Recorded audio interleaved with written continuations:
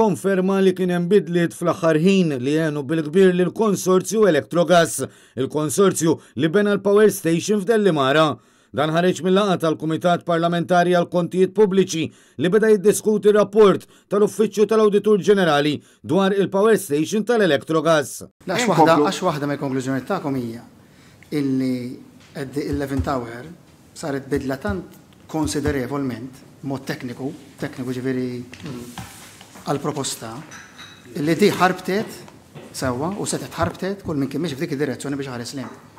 Pero aħna m'għadniex fil-rapport li din saret biex tiġi vantaġġati int biex niftehmu. Fatt ma jistax jgħid li kien ġi vantaġġat. Ultimately ġi vantaġġat minn rebaħ it-tender. Ix-xhieda fl-ewwel laqgħa kienu l-Awditur Ġenerali Charles De Guara u d-Deputat Awditur Ġenerali Keith Merċieqa li nnutaw kif il-proċess ta' due diligence ma sarx kif suppost mill-bidu. Saħansitra sem il-proċess tal-espressjoni ta' interess li matulu saret biss sempliċi tfittxija fuq l-internet. F'dak l-istadju saħansitra kien hemm offerti oħrajn li tħallew jgħaddu minkejja li kellhom nuqqasijiet fil-waqt li oħrajn m'għaddewx għalkemm kellhom nuqqasijiet simili.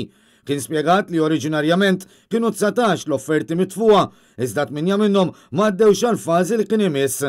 L-uffiċjali fl-Uffiċċju tal-Awditur Ġenerali qalu li fir-rapport tagħhom innutaw kif kien hemm offerenti li jemmnu li ma kellhomx jgħaddu. Fost oħrajn dwar il-gażol kien innutat li kellu jkun ovvju li kieku saret due diligence tajba din il-kumpanija ma kienx up to it mill-aspett finanzjarju. L-Awditur Ġenerali qal li dan kien wieħed mill-aktar rapporti estensivi li qatt tagħmel l-uffiċċju tiegħu fil-waqt li qal li hemm ħafna kwistjonijiet tekniċi fih kienu analizzati xejn anqas minn 50 ftehim.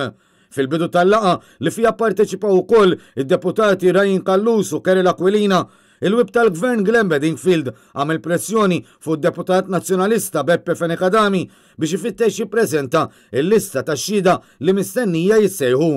Minnaħa tiegħu Beppe Fenekadami li wkoll iċ-Chairman tal-Kumitat Parlamentari qal li f'dan il-proċess mistennija jissejħu madwar 50 xhud bil-Kumitat mistenni jieħu iż-żmien kollu meħtieġ biex jara li toħroġ il-verità kollha għal ġid tal-poplu kollu.